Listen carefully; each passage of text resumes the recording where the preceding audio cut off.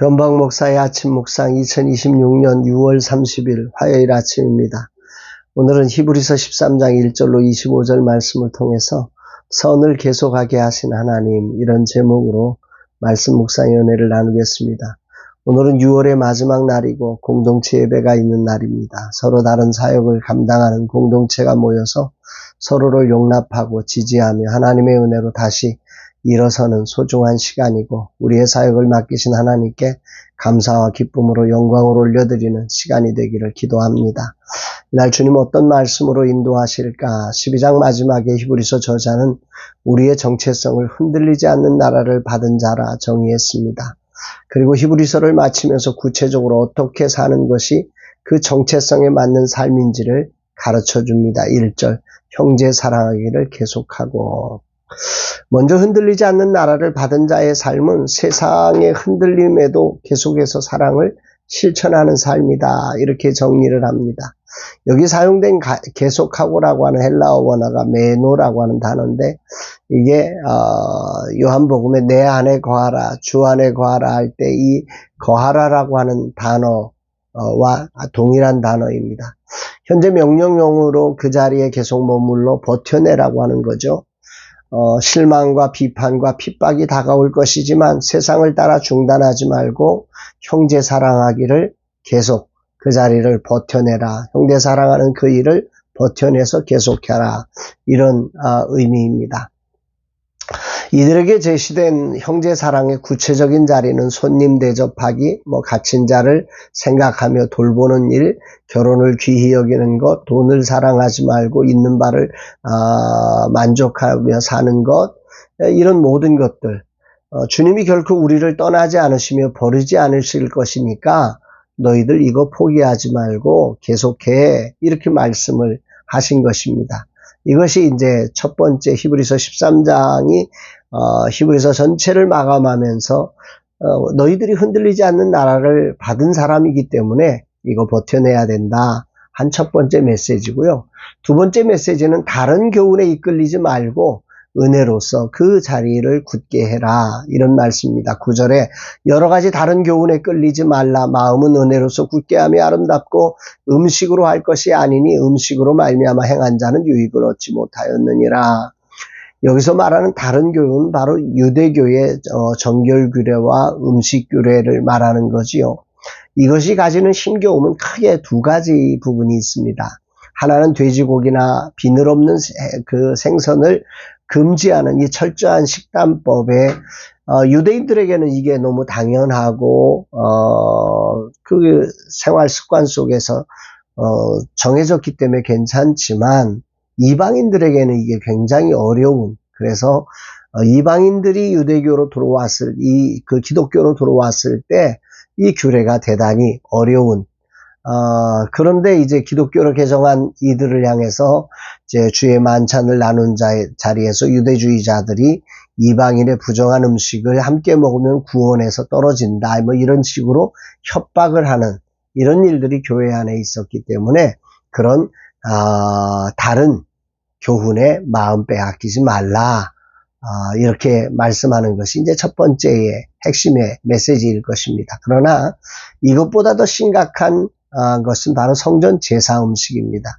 구약의 율법, 특별히 이제 화목제물 같은 경우에 하나님께 제물을 바친 후에 제사장과 백성들은 성전들에 모여서 남은 고기를 함께 나누어 먹음으로써 하나님과 화목하게 되는 은혜를 누렸습니다. 그런데 이제 성전에서 쫓겨난 그리스도인들은 이 화목제물의 음식을 나누어 먹을 수 없는 거죠. 그러자 그것을 빌미로 거짓 교사들이 다가와서 이렇게 외치는 겁니다. 너희 기독교인들에게는 눈에 화목하게 하는 이 제물을 먹을 수 없지 않느냐? 너희는 버림받은 거야. 유대교로 돌아가야 돼. 그래서 이 구원의 은혜를 누릴 수 있어.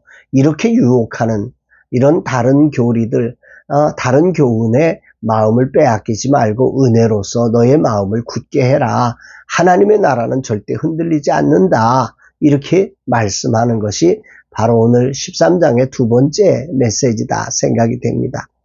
세 번째 메시지는 흔들리지 않는 나라의 정체성을 가진 구체적인 삶을 이렇게 정리를 하죠. 15절에 그러므로 우리는 예수로 말미암아 항상 찬송의 제사를 하나님께 드리자. 이는 그 이름을 증언하는 입술의 열매니라. 이 15절을 이해하려면 13절을 먼저 이렇게 살펴야 하는데 13절에 보면 그런즉 우리도 그의 치욕을 짊어지고 영문 밖으로 그에게 나아가자. 이 말씀이 무슨 말이냐면 구약의 대속자일에 백성의 죄를 짊어진 희생제물의 피는 성소 안으로 가져갔지만 그 짐승의 몸은 진영 밖으로 끌어내어 불태워버렸습니다. 이처럼 예수님도 자기 피로 백성을 거룩하게 하시려고 예루살렘 성문 밖에서 골고다 언덕에서 버림받고 십자가의 수치를 당하셨다는 사실을 지금 말씀하는 거죠. 신약의 성도들에게는 이제 그 피 흘리는 제사가 그러므로 필요 없다. 대제사장이신 예수님이 단번에 영원한 제물이 되셨기 때문에 다른 교훈을 받지 마라. 또 그런 고난이 있어야 된다고 생각하지 말라. 이런 거죠. 그렇다면 짐승의 피 대신 우리가 드려야 할 제사는 무엇일까요? 히브리서 저자는 이를 그 이름을 증언하는 입술의 열매니라 이렇게 정의를 합니다. 이 찬송의 제사는 모든 것이 평안한 영문 안에서 부르는 콧노래가 아닙니다. 13절의 맥락을 이어보면 이 찬송은 세상의 조롱과 핍박, 내 삶의 십자가를 짊어지고 나아간 영문 밖의 고난 속에서 하나님의 은혜를 인정하고 고백하는 저항의 신앙 고백인 거죠. 이런 삶이 진짜 흔들리지 않는 나라를 받은 사람들의 고백이라는 거예요. 세상은 그 핍박 안에서 눈물을 흘리지만 우리는 거기에 찬양의 제사를 올려드리자. 우리 영문 밖으로 나가서 이 놀라운 찬양의 제사를 드리자. 이런 고백입니다. 고난의 한복판에서 십자가의 은혜로 마음을 굳게 하며 주님을 높이는 것이 바로 흔들리지 않는 나라를 받은 우리가 걸어가는 삶이다. 라는 거죠. 오늘 주님은 내게 무엇을 말씀하시는 것일까? 히브리서 저자는 이 핵심의 내용을 전한 후에 20절, 21절에서 이렇게 권면을 합니다. 양들의 큰 목자이신 우리 주 예수를 영원한 언약의 피로 죽은 자 가운데서 이끌어내신 평강의 하나님이 모든 선한 일에 너희를 온전하게 하사 자기 뜻을 행하게 하시고 그 앞에 즐거운 것을 예수 그리스도로 말미암아 우리 가운데서 이루시기를 원하노라. 영광이 그에게 세세무궁토록 있을지어다. 아멘. 이 권면의 말씀이 저에게는 큰 격려와 소망이 됩니다.